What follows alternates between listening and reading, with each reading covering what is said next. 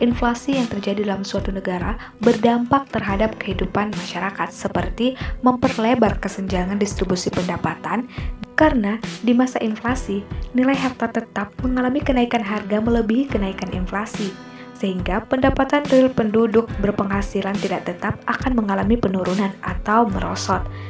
Yang kedua, inflasi juga dapat merugikan masyarakat yang berpendapatan tetap karena upah ataupun gaji yang mereka peroleh tidak dapat menyesuaikan kenaikan harga sehingga masyarakat pun akan merasakan beban yang semakin berat.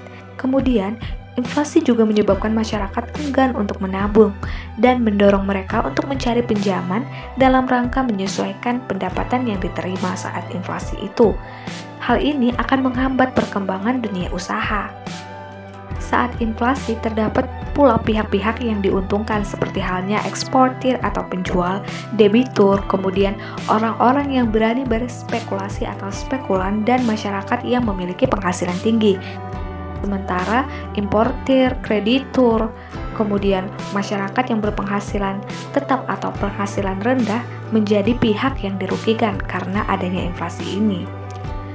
Untuk mengendalikan inflasi atau kenaikan harga, pemerintah bisa menempuh berbagai cara, baik melalui kebijakan moneter maupun kebijakan fiskal atau kebijakan non-moneter dan non-fiskal yang bertujuan untuk menstabilkan keadaan perekonomian.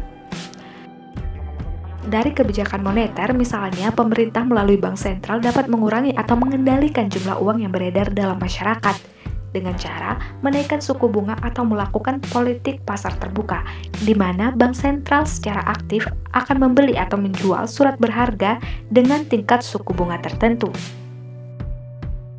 Jika bank sentral membeli surat berharga, maka akan memberi pengaruh untuk menambah jumlah peredaran uang di masyarakat. Sebaliknya, jika bank sentral menjual surat berharga, maka uang banyak yang ditarik dari peredaran, menentukan cadangan kas dan kebijakan kredit selektif.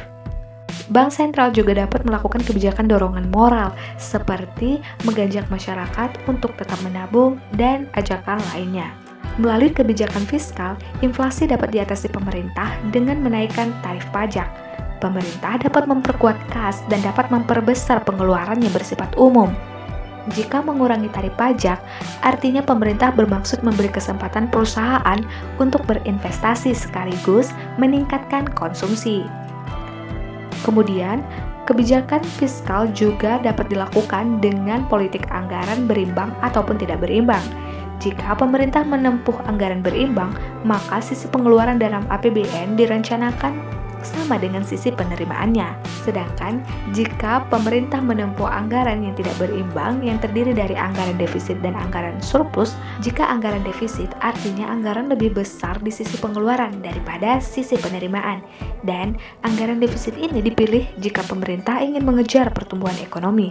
Sebaliknya, anggaran surplus yaitu sisi penerimaan lebih besar dari sisi pengeluaran dilakukan pemerintah untuk menekan laju inflasi di masyarakat karena kelebihan jumlah uang yang beredar.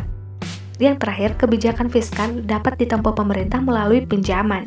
Dalam kondisi tertentu, terutama untuk mengejar tingkat pertumbuhan perekonomian, pemerintah dapat melakukan pinjaman pemerintah dengan menjual surat utang negara untuk membiayai pengeluaran pemerintah sekaligus menekan laju inflasi di masyarakat.